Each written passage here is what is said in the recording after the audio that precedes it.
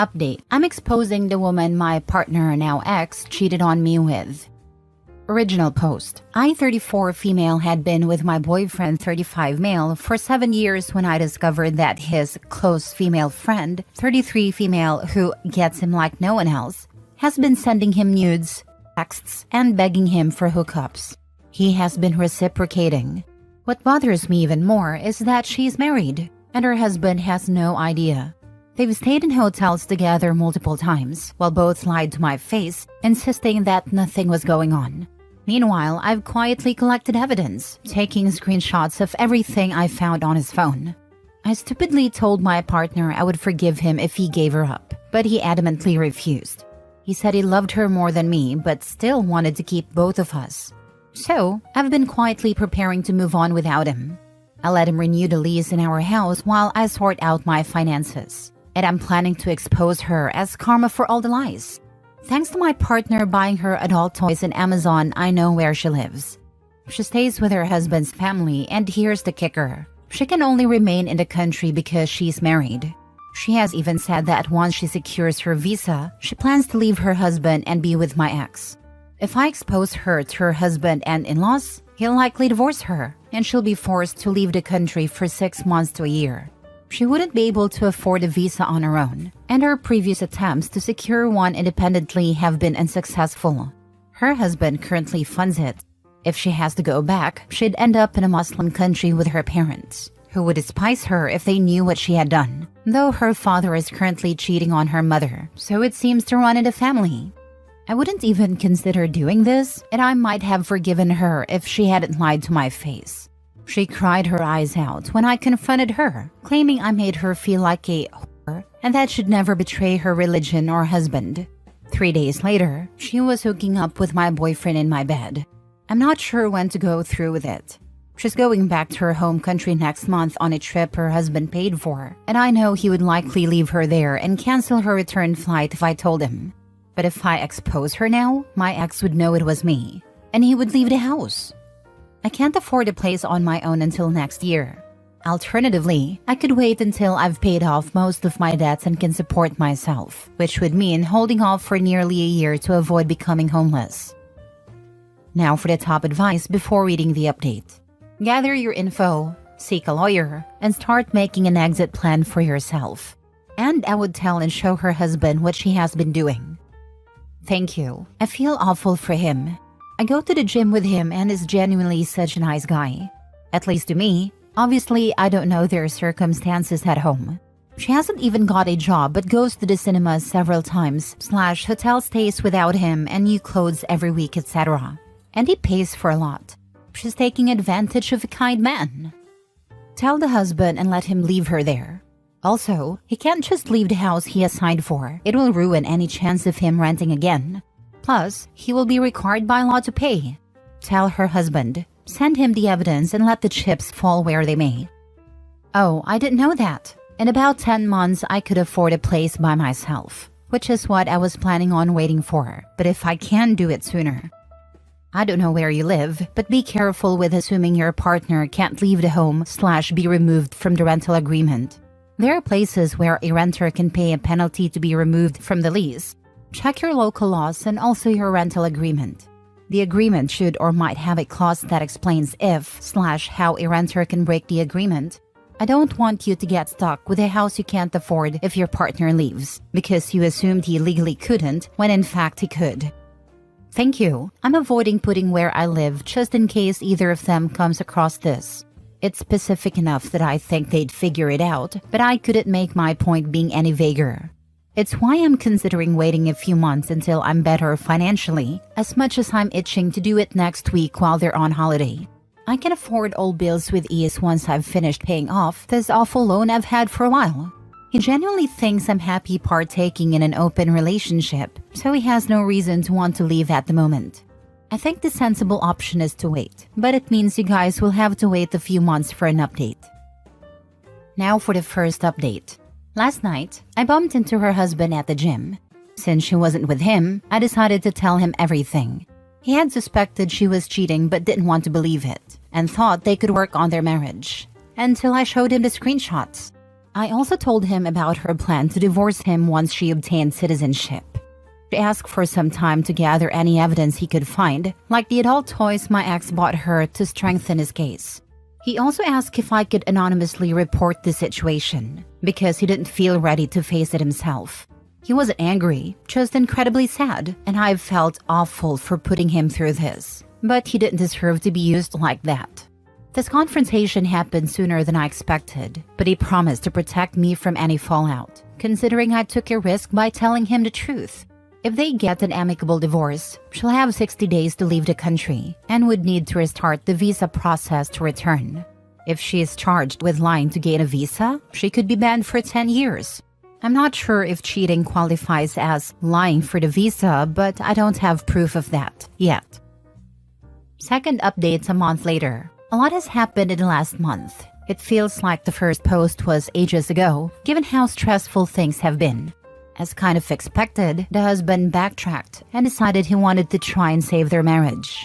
He had no idea she had 3 different escape plans lined up to run away with my ex. I did anonymously report her, but I'll never know the outcome. I assume it will come up when they start the divorce proceedings. My ex and I continued living together until about a week ago, but it was unbearable. We'd have moments of peace, then erupt into arguments over the smallest things. The final straw was when my ex started completely ignoring me after I had been driving him to and from work because his car was broken down. I even drove him to the gym, but when I got ready to go in, he told me I wasn't allowed to because she was there, and that I made her uncomfortable. When I told him I wasn't going to change my plans for her, he accused me of being a cruel and horrible person for not supporting their love, and said I deserved to be unhappy. I laughed in his face, threw him out of the car, drove home, packed all of his belongings, and dropped them off at his mother's house. And by dropped off, I mean I tossed them out of the car and called his mom to come get them before they got stolen. After that, I stewed for a bit and then drove to the other woman's house. I told her family everything, and her father-in-law was probably the angriest of them all. I showed them all the evidence and gave them copies. The husband and she tried to play it off as some couple's adult game, but the evidence made it clear that wasn't true. Even if it was, she knew about me and my relationship with him. During this, the husband discovered that she had already consulted lawyers about how to divorce him while staying in the country, so they've now begun divorce proceedings. She's set to return to her home country. She has also blocked my ex and everything because he wasn't supposed to keep her nudes or texts. He had lied to her about living with me and still talking to me. She thought that after I found out about the cheating, he had moved out and cut contact. On the few occasions she saw us together at the gym, he had explained it away as a coincidence. My ex is now blocked on everything and living with his mom. I returned his car to the dealership and accepted a payment plan for breaking the lease early. I'm waiting to hear back from a cute 1-bedroom apartment 10 minutes from where I currently live. It's £400 cheaper with a garden for my dogs. I'll lose my deposit and owe for some damages it cost to the house, but I don't care anymore. I won't get to see the rest of the fallout, but I've seen enough to carry on with my life, knowing I hurt them as much as they hurt me. I'm petty, but it's made me feel better. This account will be pretty much inactive from now on as I focus on moving forward and rebuilding my confidence. Thank you everyone for your support and advice. I was truly alone, and it was comforting to know that strangers from all over the world could band together in our shared disdain for cheaters. In the end, the idiot wanted to play with fire and he lost everything. That he did. She probably didn't deserve as much karma as she got, but it is what it is. His own family couldn't care less even after knowing me for all that time. Same for his friends. They supported him. You're a queen. Your ex is genuinely awful. Which dumpster did you pick him up from? Be careful not to collect future partners from dumpsters moving forward. As for her, good riddance. I don't understand people who think the betrayed spouse shouldn't confront the affair partner. Yes, the spouse is the biggest culprit and should get the biggest ass kicking. But if the affair partner is perfectly aware of the entire situation, then screw him. They're not innocent at all. Only if affair partner is truly unaware, then they shouldn't be targeted because they're also a victim. And in this situation, affair partner is your friend and the basis of friendship is loyalty and respect, to which she's shown you neither. So, go off, queen. Thank you, and God knows, you think you know someone. I even said to him, if he'd broken up with me and then got with her, I never would have cared. I would have been hurt but not spiteful over it. And that's what I said, but he did try to argue, before I blocked him, that she didn't deserve any of this, and that she's the innocent party. Last I checked, me and her husband were the only innocent parties, yet we were expected to wave them off into the sunset together? Next story. That's not what you're supposed to do in an open relationship. My ex Gina and I had been dating for about 5 years. She told me she loved me but wanted to open our relationship and experience more of life. I didn't want that at all, and I made it clear that it wasn't my thing. But she kept pushing, and I eventually agreed because I didn't want to lose her. I'm not an extroverted person, and I wasn't really interested in seeing anyone else. So I just kept living my life the same way. Then about 6 months ago, I met Helen through my job. She was really interesting, and we clicked right away. We had similar hobbies and tastes in pop culture, so we started hanging out as friends. Helen knew about my situation with Gina, so we kept it friendly until things got more complicated. One day, a guy asked Helen out, and she turned him down. Afterward, she called me and said that I was the closest thing to a perfect boyfriend for her, even though I had a girlfriend. She admitted she was too into me and felt like accepting the date would have been like cheating on me. It wasn't sexual, but it made me think about my feelings. I asked Helen if she thought we would make a good couple. She said yes, absolutely, but she wasn't going to be responsible for me leaving Gina. I told her to give me a month to figure things out. That night, I broke up with Gina, packed up my things, and moved out since it was her lease. I gave her money to cover my share of the bills until February. After the breakup, I kept hanging out with Helen as friends, and eventually I asked her on a real date. She agreed, but made it clear that she was a one-man woman and would never want an open relationship. That was exactly what I wanted too. When Gina found out I had basically left her to be with someone else, she was furious.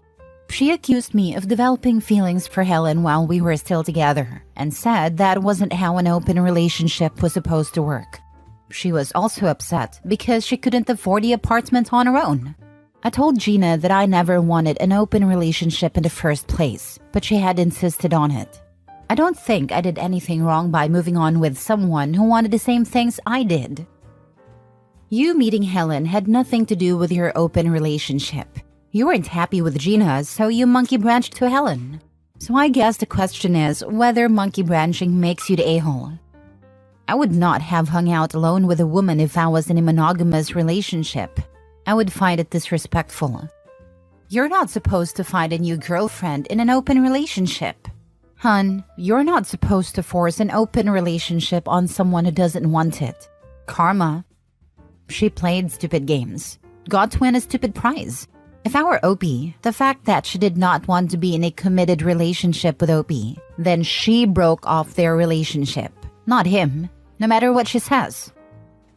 Last story. Am I the a-hole for divorcing my husband after catching him in bed with our married neighbor and exposing her to her husband?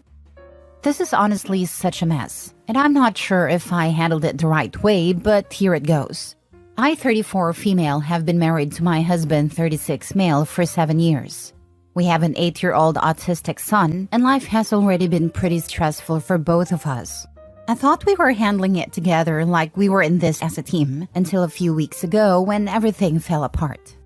We live in a small neighborhood where everyone's pretty friendly, and I got along well with our next-door neighbors, Emily, 32 female, and her husband, Dave, 35 male.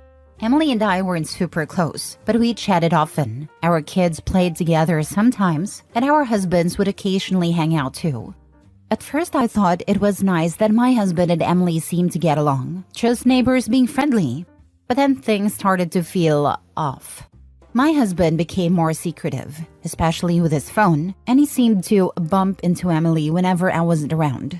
He'd go out for random walks or suddenly needed to run errands right after dinner. I noticed these little things, but I didn't want to seem paranoid. I mean, we'd been through so much together. I didn't think he would do something like that to me. Then one day, everything came crashing down. I had to come home early from work unexpectedly because our son's school had a half day that I forgot about. I walked in, and there in our bedroom, I found my husband and Emily together. In our bed. I felt like the world stopped. They both panicked when they saw me. My husband scrabbling for his clothes and Emily crying, saying it was a mistake and that she was so sorry. I couldn't even process it. I just walked out, shaking, and went to pick up my son from school. Later that night, I confronted my husband, and he admitted to having an affair with her for the past few months. He begged me to forgive him, said it was a stupid impulsive thing, and swore he loved me and didn't want to lose our family. I was heartbroken and didn't know what to do, but I knew I couldn't stay with someone who would betray me like that. Then there was Emily's husband, Dave. I knew him well enough to know he had no idea what was going on. I couldn't just stay silent and let him be blindsided like I was. So the next day, I went over to their house while Emily was out and told Dave everything. I even showed him proof, texts, pictures, everything I had. He was devastated, obviously, but he thanked me for being honest. And that's when the real drama began. Both my husband and Emily were furious when they found out I told Dave. My husband said I should have kept it between us and worked things out for the sake of our son. Emily called me all kinds of names, saying I had no right to tell her husband and that I ruined her life. She even claimed it wasn't serious, and then I blew everything out of proportion. Now Dave is considering divorcing her, and I've already filed for divorce myself. I'm getting a lot of flack from mutual friends who say I went too far by telling Dave and that I should have tried to keep things private to avoid tearing apart two families. I feel like I did what I had to do, but now I'm questioning myself. Am I the a-hole for divorcing my husband and telling Emily's husband about the affair? Should I have kept quiet and handled it differently? Honestly, her friends need to mind their own damn business and stay out of hers. She's more than welcome and has every right to divorce her cheating ex. So true, they're not real friends. Real friends would support and love her. My advice? Get new friends. Also, show them this post to show them how crappy they are. I love it when cheaters start talking about rights. I'm not even a huge believer in monogamy, despite personally being married for 20 plus years. But a promise is a promise, and betrayal is betrayal. How dare you respond to my complete betrayal of you in a way that reflects poorly on me? Yeah, okay. Update. My 24 male girlfriend, 23 female, just broke up with me because of our work friends. Original post. I have been with my girlfriend Kate exclusively for 5 years, but on and off for 2 years before. A lot of my first happened with her. We went to each other's prom/school dances and supported each other through tough times. I know Kate is out of my league, and I did all I could to make her feel safe and secure. I'm in love with her and wanted a future with her.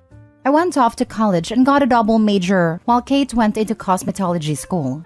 We were planning to move in with each other in a few months and talked about marriage and children. But for the last couple months, she kept making comments like, "My coworkers keep asking why I'm with you. Coworker thinks that you're not in my league. My coworkers want me to hang out with them and meet new people." Every time I would ask Kate what she thought, she always said that she loves me and ignores the comments. Tell them to stop. But her coworkers just kept saying these comments. We always had open communication, talked things out. We haven't had any major issues. We argue over little things such as movies and TV/anime shows, food, etc., and we don't hide anything. These comments started when she got the job at that salon. She works with all women. She did not cheat or anything. No emotional affairs, no hiding locations, no secret social media. Then the other night we had a nice date, had a good after date. But when I dropped her off at her place, she commented that she was having doubts about our relationship and wanted to break up. I was super confused and didn't say anything, just slowly walked away. I know it was because of her coworkers, the comments they were making and pushing her to leave me. She said so in a message. Then less than 4 hours later, she started calling me and texting me saying she was sorry, didn't mean it, that she loves me and that she was stupid for what she said, /listening to her new friends. That she was going to quit and find a different job and stop talking to her friends/coworkers. I have not responded to any of them. I'm conflicted. I love her. I have a ring being made for her, even money saved for a house for both of us.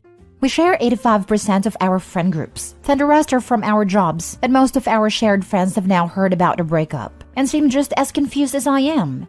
From some of the messages I have received, it looks like she told them the truth, that her coworker started to give her insecurities about our relationship, and she stupidly went with it. Her parents tried to reach out to me asking what happened, as we are very close, but I have been radio silent. Luckily, I can work remotely. I left my apartment yesterday with my laptop and found a nice place with good internet to still do my job. Now for the top comments before reading the updates. She was going to quit and find a different job. Stop talking to her friends/coworkers. This won't work, because no matter where she goes, there will be people there. If she's so easily swayed by random people and listens to them more than the history of her 7-year relationship with you, her changing her location isn't going to help. My coworkers keep asking why I'm with you. Coworker thinks that you're not in my league. My coworkers want me to hang out with them and meet new people. She is attributing this to her coworkers, but she obviously feels the same way, or she wouldn't be mentioning it. I would never repeat that garbage to my partner, ever. What would be the point? It would only make them feel terrible. She feels this way, but is too scared to say it, so she blames it on her coworkers. Could you imagine coming home to her and repeatedly telling her that your coworkers think you're too good for her? Who tells their partner that crap? So unnecessary. She wants to break up with you and has been pussyfooting around it. Now she finally did it, and she regrets it. Not because she still wants to be with you and thinks she made a mistake, but because she's afraid of the unknown.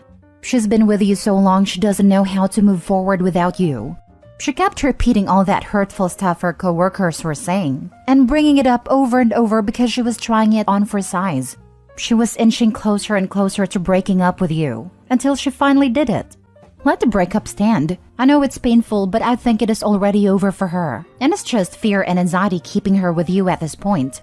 In my experience, you'll have, at most, a tumultuous, hurtful year or two with her, and then it will end badly anyway. Save yourself the time and torture. I reckon she was fishing. She maybe wanted something akin to, "Yeah, you are. Maybe we should go separate ways." But instead, OP handled it like an adult and put the onus back onto her. Ever since, it's been a ticking clock, until the confirmation bias from her coworkers gave her the courage.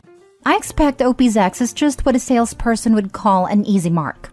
I imagine it is why she came crawling back after 4 hours. As soon as anyone other than her coworkers got wind of it, the validating circle jerk stopped, and she panicked.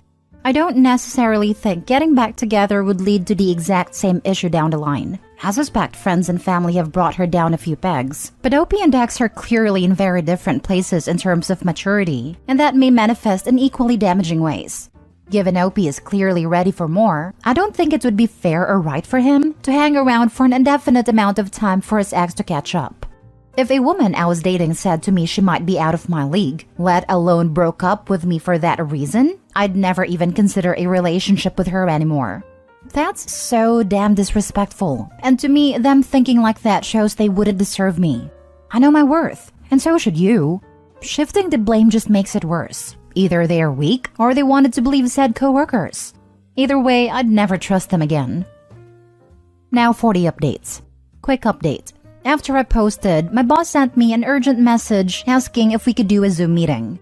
I accepted. When his image came up, there were 2 cops behind him. Apparently, someone they wouldn't name asked them to do a wellness check on me. They tried my apartment and no one was there. Then my work. I was not there. My boss knew I was actively working remotely and called me.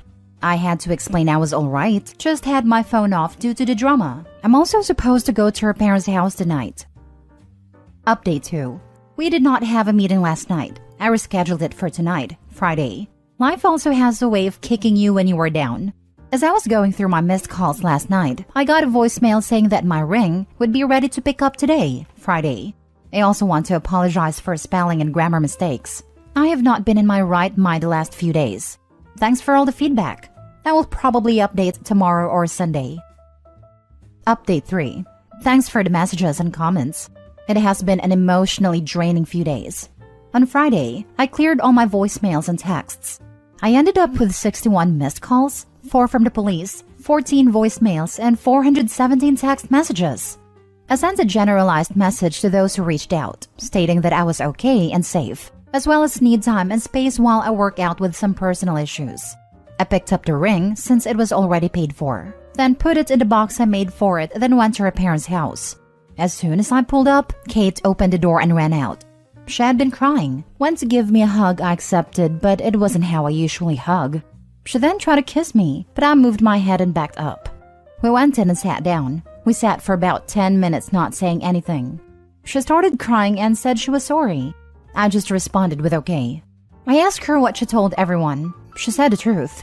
I asked her why the cops were called to check on me. She explained that she didn't call them. After our friends found out, they tried reaching out. And after none of them had heard from me in over 24 hours, they decided to call in a wellness check. Kate used the word catatonic to describe me while/after I walked away. Then I took a bunch of the questions you guys posted. I asked her, why did you break up with me? She didn't give me a straight answer. Something about people at work constantly talking bad about me and playing on her insecurities. I asked her why she kept letting that happen and not put a stop to it by setting clear boundaries. She said that she tried, and it would work for a day but would go back the next. I asked if she saw value in me as a person or in our relationship. She said that she does in both. I asked why would she break up over something a random stranger said about me. She said she was sorry, and it was a dumb mistake, which I'm paraphrasing. I asked how did they know about me or our relationship, and how much did you/they talked about me. The ladies at the salon overheard Kate talk to some of our friends or customers while she was working about me. Things we did like dates, birthday parties, etc. Did she believe her coworkers were right? She said no. I then followed up with why. She said again she did not know. I asked her if there was someone else. She immediately said no. She's never cheated, nor been tempted to. She offered me her phone, which I declined. I then told her how I felt. That sorry isn't enough. If she wants this relationship, she needs to prove it to me. I didn't care that her coworkers kept talking about us. It's that you listened. It isn't what they said that hurts. It's the fact that you kept listening to it and repeated it back to me. She didn't try hard enough to stop them, and it makes me feel like she had to feel the same way to an extent. That is what hurt and damaged the relationship. That her insecurities are what broke my trust, and I will now always think that this might happen again. She will run off at the next opportunity. She then asked why I just walked away. I told her that at that moment, just 2 sentences broke me and made me rethink my life up to that point and the future I was planning with us together. I was growing and making moves for that future. She started crying harder and I felt bad. The next thing I did, I regret. I asked her if she knew I was going to propose soon. She said no. I pulled out and showed her the box. I made the box as well. It has 2 buttons, one that says yes and one that says no. It has lines that say, will you be my life partner? I set it on the table and pressed yes. The box opened and she started to cry even harder. The ring is both of our birthstones that form the shape of a complemented heart with small diamonds surrounding it. Laser engraved initials and dates of our anniversary. I had it made so that it could be added onto if/when we had kids. Her parents were there, but were more just to make sure things kept civil. Her mom was crying, and her dad looked angry but not at me, and both made comments about the ring/box. I told her that the future I had planned was not going to happen anymore. We need to give each other space, at least 3 months with no communication. We need to take a step back and look at who we are and what we want moving forward. After that, we will see where we are at, but this is on my terms and timeline. I can't return the ring, so I don't know what to do with it. Might end up just give it to her if things don't work out, after 3 months or longer. She said that most of our shared friends told her off and blocked her. Her parents are angry and her little sister hasn't talked to her since the first night. I said I'm sorry, but actions have consequences. I wished her the best, thanked her parents for all they have done to me and hugged them. I knocked on her little sister's door who I have known all of her life, thanked her as well, hugged her and left. I have 4 months in my lease, and I'm thinking of possibly moving when it expires. Tonight I'm hanging out with a good friend, Mr. Johnny Walker, just for tonight. I will get my life going again tomorrow. I don't know if there will be another update or not. This made me so sad. It sounds like you were fully invested in a relationship, but I don't think she was, especially if she was that easily influenced by coworkers. You deserve better. Please take care of yourself. That is what hurts the most at the moment. I feel like 80% of my identity was doing what I could to improve our relationship and our future. I now feel like a bird that is afraid of heights. I feel bad for OP, but I also don't see a balance. I would suggest a therapist. Waiting 3 months may not be productive. They both need to figure out whether they want to solve their problems or walk away. I'm so sorry this happened to you, but she has a lot of maturing to do if she was going to listen to her friends over you. This would always play into your life. Not even her friends. Colleagues who only know about Opie and the relationship because they overheard Kate talk to some of our friends and customers. She was not ready for marriage. This might be a blessing in disguise. Girl threw away a good one to impress idiots at work who are probably jealous. Shaking my head. Let's not forget she can do so much better than him with her cosmetology degree, because he's beneath her somehow with his double major university degree. Opie's ex is not the sharpest crayon in the box there. Now for the last update. Not sure if anyone will read this, but if things didn't go down the way that they did, I would have asked her to be my wife tonight at midnight. Our first date was on Leap Day. We would have been married on Leap Day of next year. Now for the last story. I, 28 male, rejected a woman, 22 female I love because she has an FWB. I'll try and keep this as short and to the point as I can. We met at work last year and became friends pretty much instantly. Started hanging out at lunch, which moved on to us hanging out outside of the workplace. The first time I saw her, I was struck by how beautiful she is. And as time has gone on, her beauty has become the least interesting thing about her, as she is smart, funny, caring, sweet, intriguing, charismatic, honest, genuine, etc. I could keep going on about how amazing she is. A few months into our friendship, I attempted to move it onto something more intimate. I asked her for dinner and drinks. She was grateful for me being honest about my feelings, but explained that she was not looking to date anyone. I was fine with that. Life goes on. I didn't lose my feelings for her, but I did pull back. Admittedly, I did ask her out again a few weeks ago, but she said she was busy on the weekend. I asked. Again, fine. Life goes on. Recently, she started showing interest, flirting, complimenting, teasing more than usual, etc. Then today she told me that she had been rethinking things and would like to accept my offer of going on a date if it still wasn't too late. I was over the moon and said yes, but then she said she had to tell me something. She started an FWB relationship with someone about a month ago. She met a guy whilst out with her friends. She went back to his for the night, which turned into a whole weekend. They took each other's numbers and started seeing each other. She explained that she doesn't have feelings for this man, just that he was someone she was having fun with. After she told me about her situation, I said I need to think about things.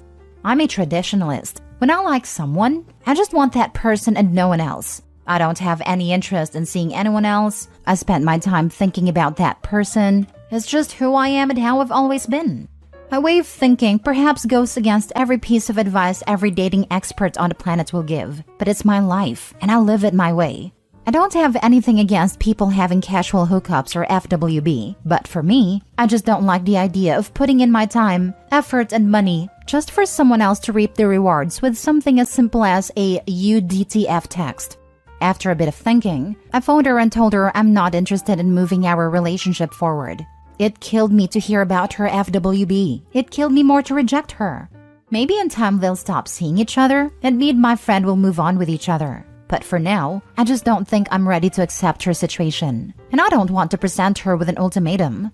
Has anyone else been in a situation like this? How did it feel? Do you regret your decision? Did I do the right thing? Should I have given her an ultimatum? The only thing I was certain of was sticking to my beliefs, even if some might call them immature. Now for the advice. Did I do the right thing? You did the right thing for you, Opie. That's really the only thing that matters, correct? 100%. Every one of us is allowed to have our own personal standards and personal boundaries. Who cares what dating experts say? Who cares what people think about your style? It's totally reasonable for you to not want to date this girl and get to know her, while she goes home at the end of the night to hook up with someone else. That's your decision. You did the right thing. Don't sweat it. 800,000% this. It would be incredibly awkward to go on dates trying to get to know someone, knowing they're sleeping with someone else casually. That would be a huge no for me, and any reasonable person I know. I guess this varies from person to person, but typically having an FWB is highly inappropriate when also dating others in context of leading to a committed boyfriend-girlfriend relationship. though it does seem as though intentions/lifestyles weren't communicated well at all from the very start, and I think that's the most of the issue. You don't even have to consider yourself a traditionalist to be uncomfortable with this. I have never been in a situation like that, but I am here to validate your feelings. Validate, but also point out that I think as long as you don't shame her for her lifestyle and truly just agree to disagree, it was absolutely the right move to break things off and move on. Two different types of people. Update. Am I the a-hole for not going back to my wife after she threatened to call the cops on me? Original post. My wife and I recently welcomed our 6-month-old baby, and since my wife returned from the hospital, it feels like everything has changed drastically. Before this, we were the kind of couple you'd think had it all. Never argued, always happy, and just solid. But now, it's like the person I knew and loved is gone. Her anger and resentment toward me are so intense, I can practically feel it whenever I'm near her. I tried to brush it off, thinking it might just be the exhaustion and stress from having a newborn, but it only got worse. After months of tiptoeing around, I finally reached my limit. 2 days ago, it all exploded. We got into a terrible fight that quickly turned into a shouting match. I couldn't believe the things we were saying to each other. It was the worst fight we've ever had, and in the middle of it, she screamed that she'd call the police on me. That statement stopped me cold. I wasn't even yelling anymore. I was just standing there, stunned.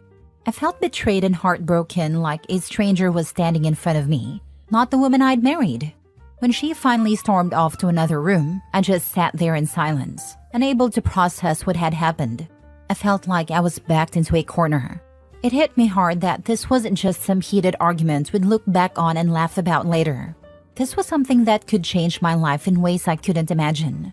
I didn't want to be in a situation where I was at risk of having the police involved over a misunderstanding or an accusation. So I made a decision. I grabbed whatever I could think of, some clothes, my phone, and my keys, and left. Now I'm staying at a friend's place. He's been really supportive, but he says I'm just not myself these days. And he's right. I feel like a shell of the person I was. My wife, meanwhile, has been reaching out, saying she wants to talk. My mother-in-law even came over with my baby, asking me to hold her and see if that might help heal things. But I had to refuse. As much as it hurt to say no, I knew that if I held my daughter, I'd be tempted to go back home. And then what? Go back into a situation where a single argument could lead to a call to the cops? My mother-in-law is trying to mediate, making excuses for my wife. She's telling me that my wife didn't mean it, that it was just words said in the heat of the moment. But that's not something you can take lightly. I can't just forget that she threw that threat out there. It changes the entire foundation of trust we built over the years. My mind is constantly spinning, and a sense of loss weighs heavy on me. I lost my home, my wife, my child, and the life we built together all in one moment. People tell me to just talk it out with her, that maybe I'm overreacting. But how do you talk out something like this? How do you go back to normal after feeling betrayed like that? I'm dealing with depression on top of everything else, and I keep questioning if there's even a path forward for us. Is there a way to forgive and forget? Or has the trust really been shattered beyond repair? Now for the top comments before reading the update 25 days later. Can you explain why the threat of cops being called is an issue at all? Are there marks on her? Do you have warrants? You can't go to jail for having a verbal argument. Cops don't care if my kind has done anything bad, they just shoot. I don't have warrants, but I have had cops harassing me for hours for simply walking. I don't even remember why verbal arguments started, but it was a mix of everything wrong with me, my family, and other BS. Can I ask how your wife was radiating hatred? Did you talk to her about how you felt? Did she know you thought she hated you? What do you mean when you say you snapped? What does that entail exactly? Was there something specific you said or did that made your wife threaten to call the cops? Or did it just come out of nowhere? Did she say what she was gonna tell them when they got there? You said after tolerating a lot you snapped. What did she do that you were tolerating? Do you know anything about PPD or other postpartum conditions? Would you recognize the symptoms? I know that's a lot of questions, but I just feel like there's a lot of context missing here that could drastically change the story. Would you be asking the context if OP was a woman? Extreme personality change is a mental health emergency considering you have a helpless infant. Yes, PPD is real, and sickness and health are in the vows usually. It's her first baby, and she doesn't even realize it probably. And so what? If he does get falsely accused and ends up having his life ruined, at least he fulfilled his vows? This is insane. As somebody that has been arrested due to both a woman and laws in place, he will get screwed. My state has a mandatory arrest for a DV call. Dude will only make his life more difficult. I was in jail with a guy who called the cops on his wife for punching him, and he was in there with me. Now for the update. I did talk to her on the phone, and she can't seem to comprehend why I was so upset that she threatened to call the cops on me.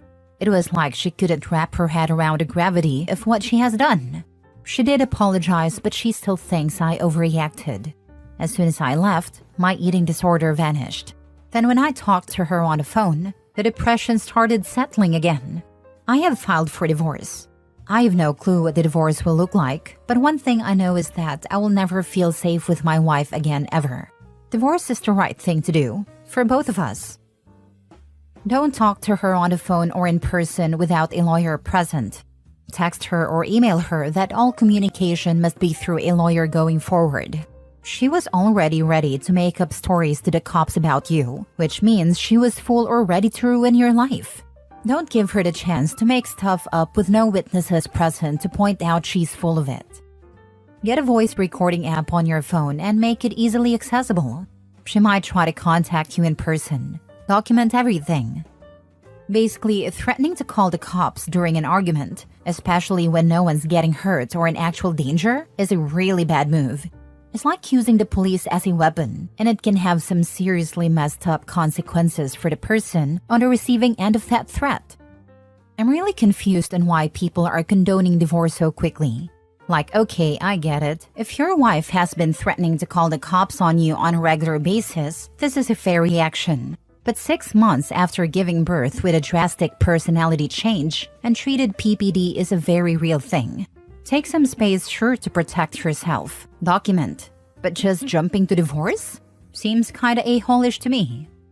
This update is 25 days later and nothing in the original post or the update suggests that the wife is doing anything to recognize it might be PPD and get it treated. If it were 2 days later, I might say bring it up and see how she reacts. But after almost a month? If she's still downplaying what she did and not mentioning working to get some sort of treatment, it suggests to me that either there's a conversation where OP mentioned it and his wife blew it off, and or that no one else in the wife's orbit has mentioned it. If OP's wife was coming from a place of, I did something really horrible, I haven't been myself, I need help, then maybe divorce isn't the only option. But if the writing is on the wall that he is going to have to fight uphill against his wife, and potentially a lot of people around her to get a PPD diagnosis and treatment to explain this, I don't blame him for walking away from that. And even if she was getting PPD treated, sometimes the betrayal that one partner does during a mental health crisis is too big to overcome. It can also be used as a tactic to minimize what she did. Like, you can't be mad at me for that, I had PPD. So a diagnosis is not always a solution in these cases. Not a-hole. Tell mother-in-law that her daughter needs counseling and perhaps medical treatment for PPD, and until that happens, you are in danger from her. You might also express the child might be in danger also, and try to get emergency custody for either yourself or your mother-in-law.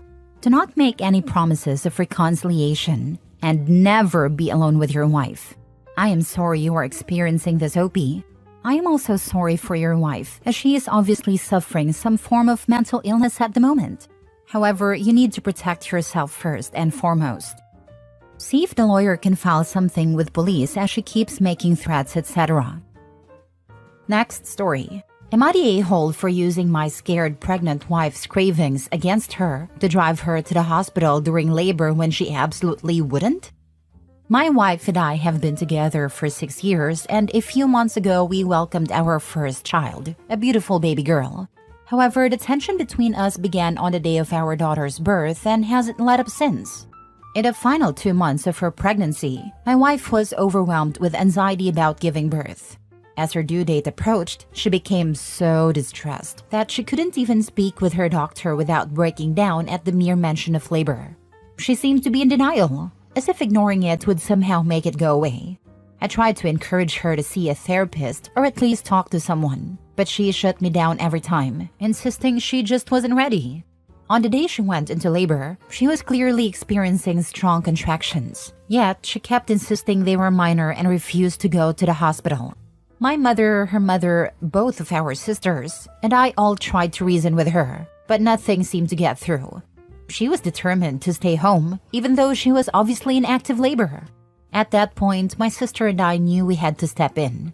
Throughout her pregnancy, my wife had been craving churros, so my sister casually mentioned she was going to pick up some, hoping this might coax her out of the house.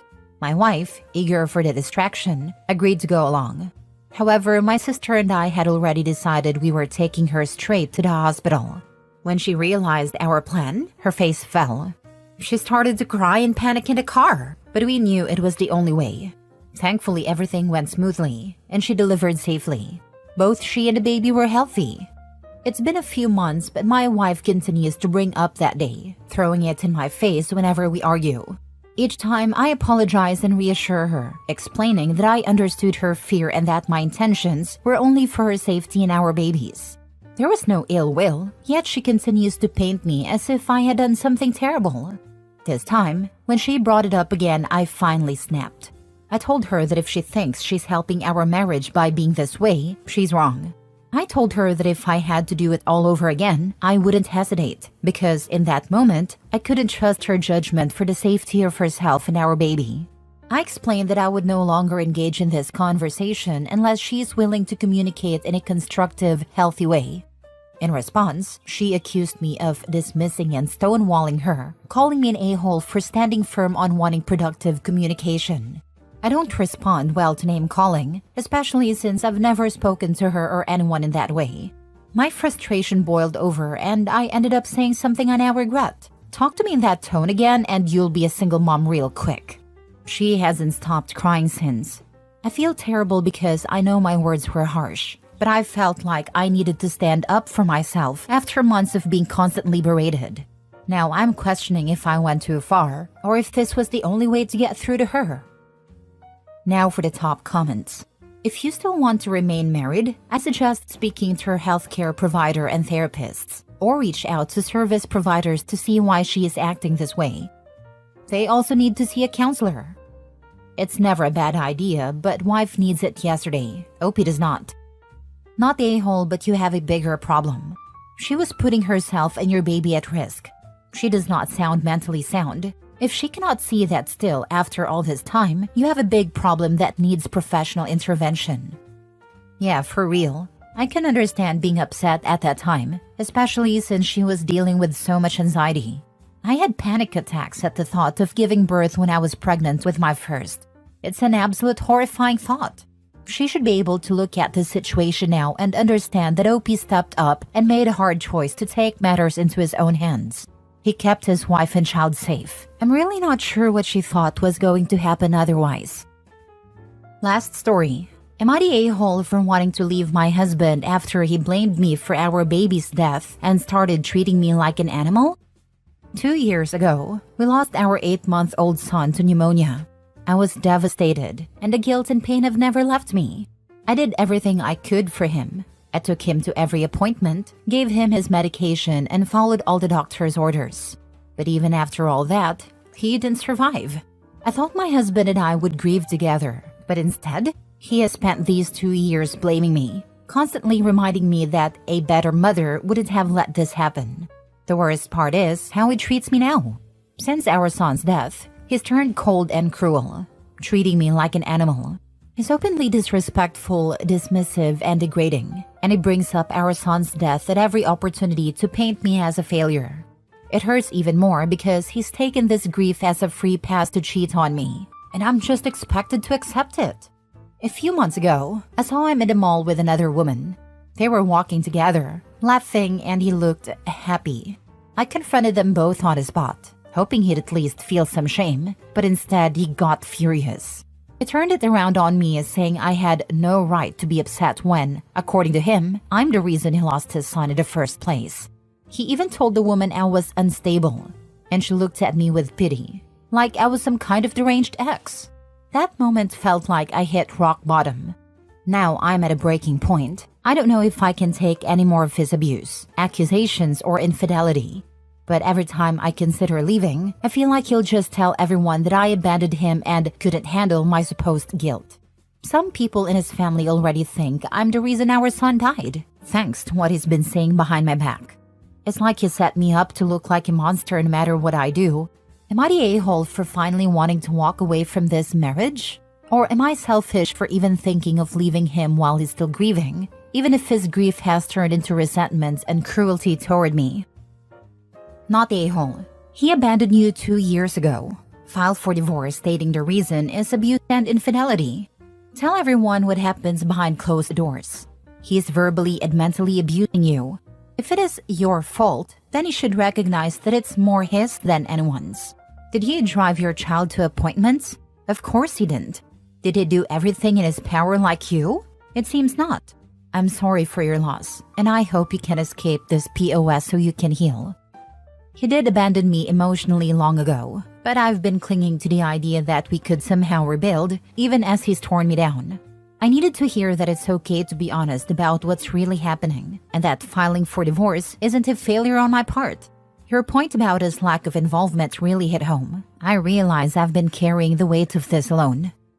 He's purposely treating you like garbage so he can get rid of you, plus play the victim again for being abandoned. You know he's the victim no matter what you do, so you might as well leave and get your life back. I hope you can get some grief counseling. What he said and done is totally unhinged and unacceptable. Not the a-hole. No parent should have to endure the loss of a child, and it's heartbreaking that your husband has turned his grief into something so cruel and destructive. You did everything you could for your son, and no one has the right to blame you for his illness or his passing. The way your husband is treating you, using your son's death to manipulate, control, and degrade you, is abusive and completely unacceptable. You deserve support, compassion, and a chance to heal, not to be treated like this. Walking away from this toxic behavior is not selfish. It's an act of self-preservation. You have every right to prioritize your well-being and find a path to healing, even if that means leaving him. It's been incredibly hard, and sometimes I feel like I'm losing my mind trying to justify staying with someone who constantly twists my grief into something I should be ashamed of. I love my son with everything I had, and hearing someone else say I did my best helps more than you know. Part of me keeps hoping my husband will come around, but with everything he's done and said, I'm realizing that his pain doesn't excuse his cruelty. Your words make me feel a little less alone and a bit more justified in thinking about leaving and focusing on my own healing. Am I the a-hole for being truthful about why I want to move in with my dad? My mom and stepdad are foster parents, but living with foster kids is kind of awful. Nothing against them, and I really hope they're getting the help they need, but it sucks. I was forced into the tiny room, which is fine, but I also can't leave my room. I can't play music or video games. I always have to let them pick movies and TV shows. I feel like a prisoner in my own home, and I can't speak up about it because then I'm being ungrateful. I know it's nowhere near what most kids experience, but I still hate it. For months, I've been begging my dad to let me move in with him. I spend all my time there, and it would just make more sense. Logically, I know I'll never be able to. He's working 70 hours a week living in a one-bedroom apartment, but it's fun to pretend. My mom and stepdad don't seem to understand where I'm coming from. I should be grateful. I have clean clothes on my back and food in my stomach. Whenever I try to explain, they never listen and point out how much better I have it. Anyway, I was talking to my cousin on Monday and mentioned staying with my dad this weekend. She asked why, and I explained that I just don't like being at home. She asked why, and if that's why I want to move in with my dad, and I said yes and explained how I felt.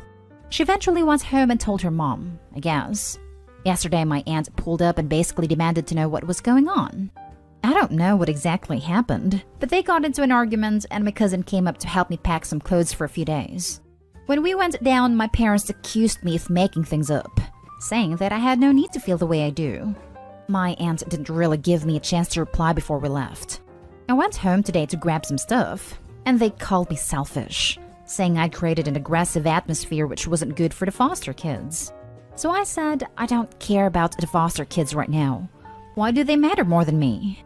My stepdad told me to get out, so I did. A whole bunch of family has blocked me in socials, and my foster sister has been posting about how I'm selfish and only care about my own feelings. My dad is now clued in, and he and my aunt are both saying that I'm not in the wrong for feeling the way I do. But no one else seems to agree. So am I the a-hole? Edit. A few people have mentioned some things I should add.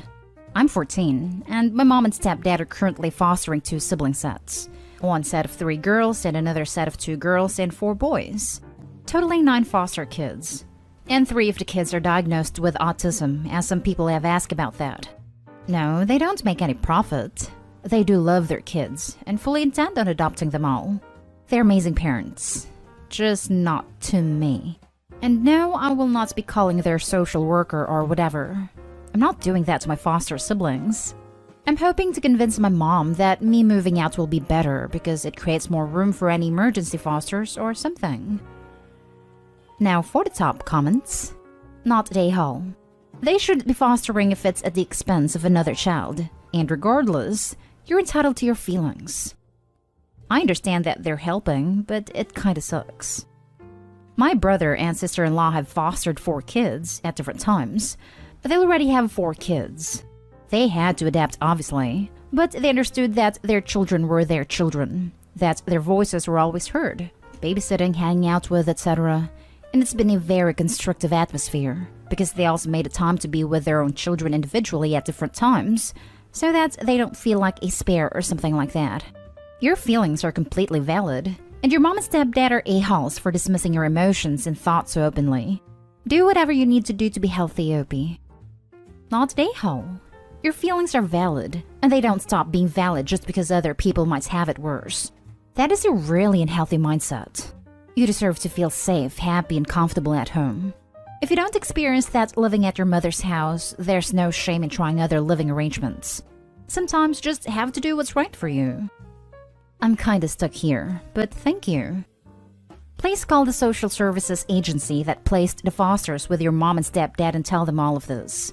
They're essentially making you a prisoner in your own home, not allowing you to do standard teenage activities, not listening to your needs or wants, and disregarding your feelings. Not they, how? Have you ever had the opportunity to speak to the social worker that connects with your parents? Because you should have been interviewed about your comfort level with us. You need to contact a DHS and tell them that your parents are doing foster care, and your stepdad told you to get out because you complained to your cousin about feeling uncomfortable in your own home. This is a huge red flag. Edit. Opie mentions in an edit that his mother and stepfather currently have 9 foster children in their home. That is unusual, as most states limit the maximum number of minor children in the home to 6. And given that several of those children are special needs, it is definitely a red flag. Next story is titled, Am I the a-hole for bringing my daughter to a water park with a friend instead of her stepsister, my ex's stepdaughter? I took my daughter 12 to a water park with her best friend last weekend. I'd planned ahead with the parents and we stayed a couple of nights. This was our first time going anywhere in 3 years, and it was the first time she got to take someone with us. But given the way things have been in the last year and how good she did at keeping up in school, I wanted to reward her. The trip came up while my daughter was with me. She goes to her dad every other week.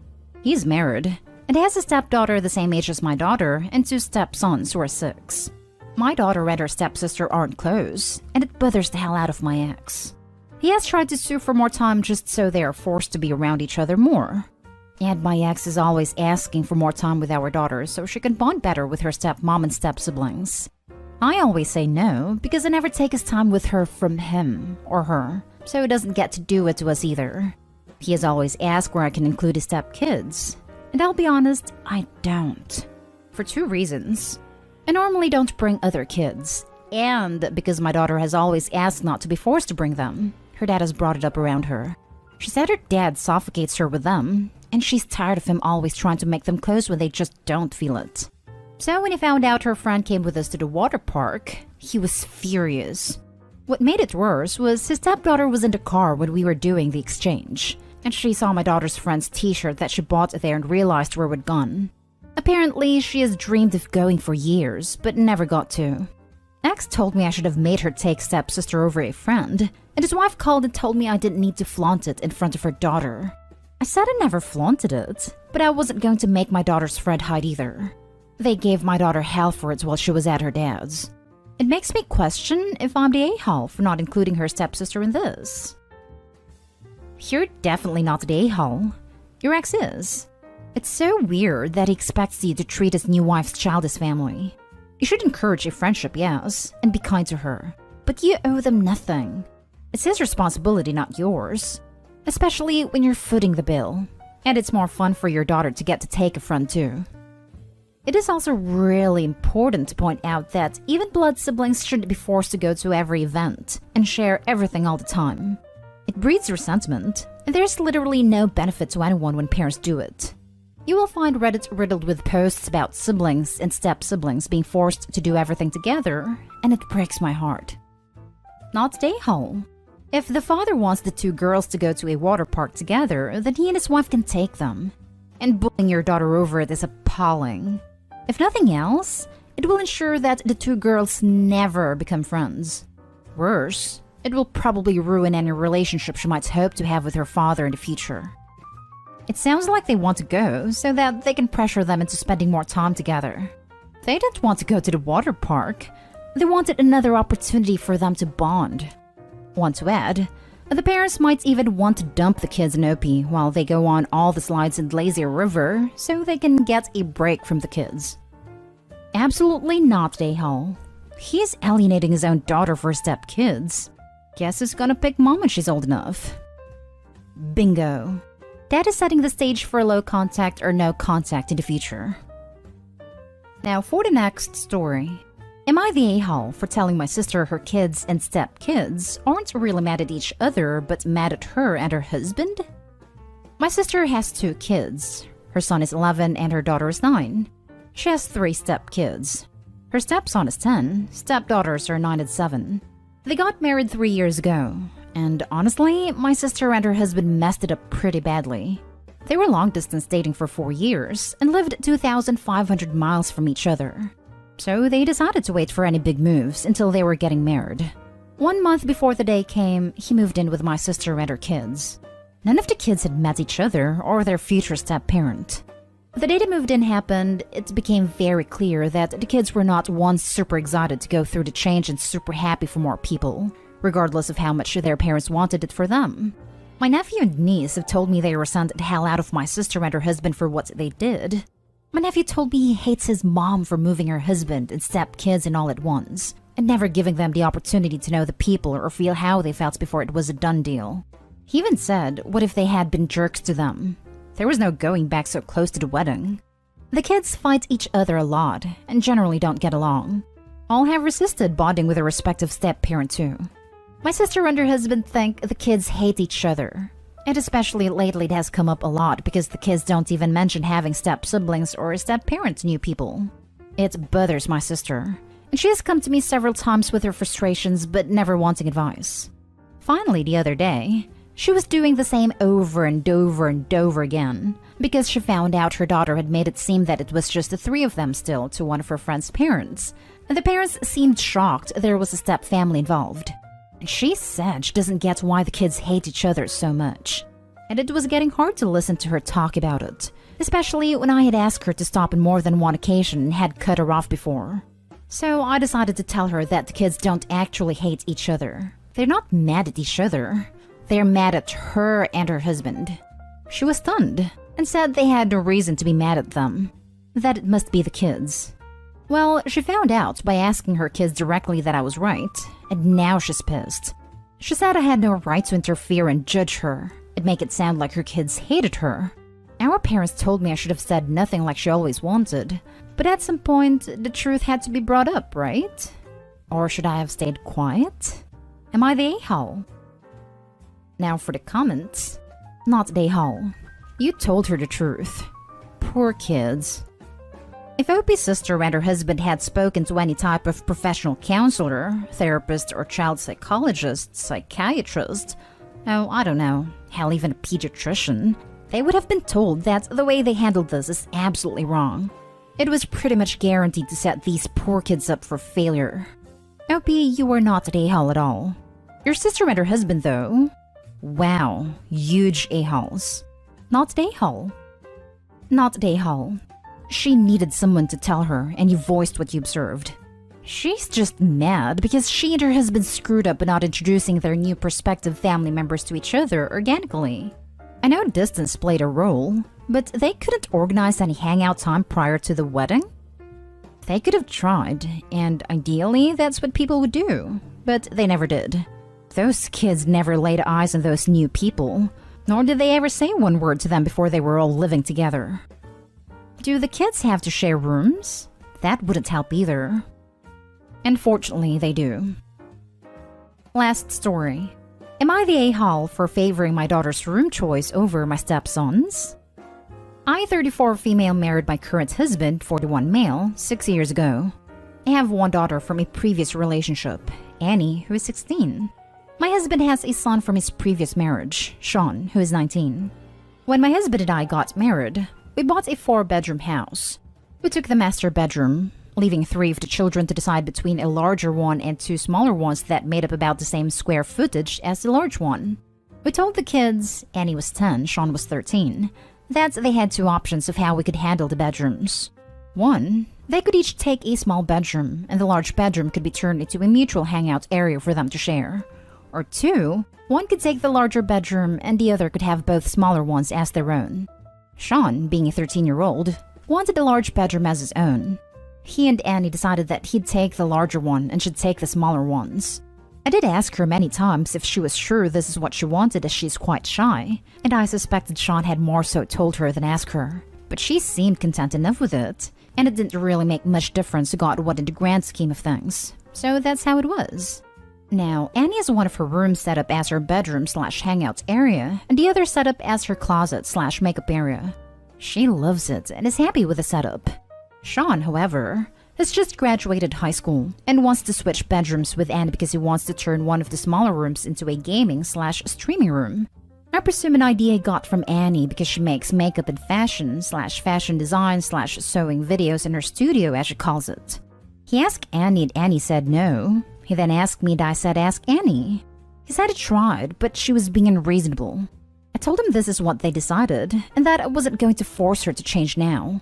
He then got my husband involved, and they're both angry with me, saying I'm favoring Annie because she's my own child and treating Sean worse because he's not. Which, I've known him for half of his life and helped raise him our entire marriage. So that stings a little, even if it is true.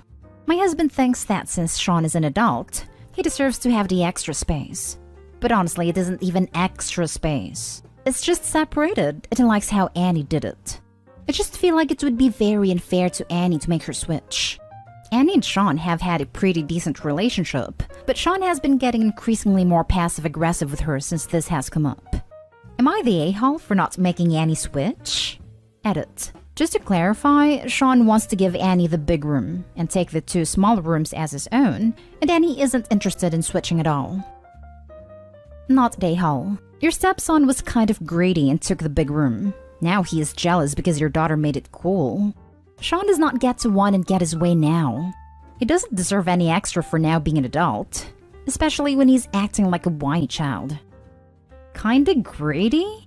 He is greedy, and he's also a boy. But I'm guessing he gets it from his father since his daddy sided with him.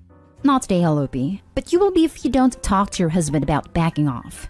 Your daughter shouldn't be punished by having to switch rooms just to please her live-in tormentor.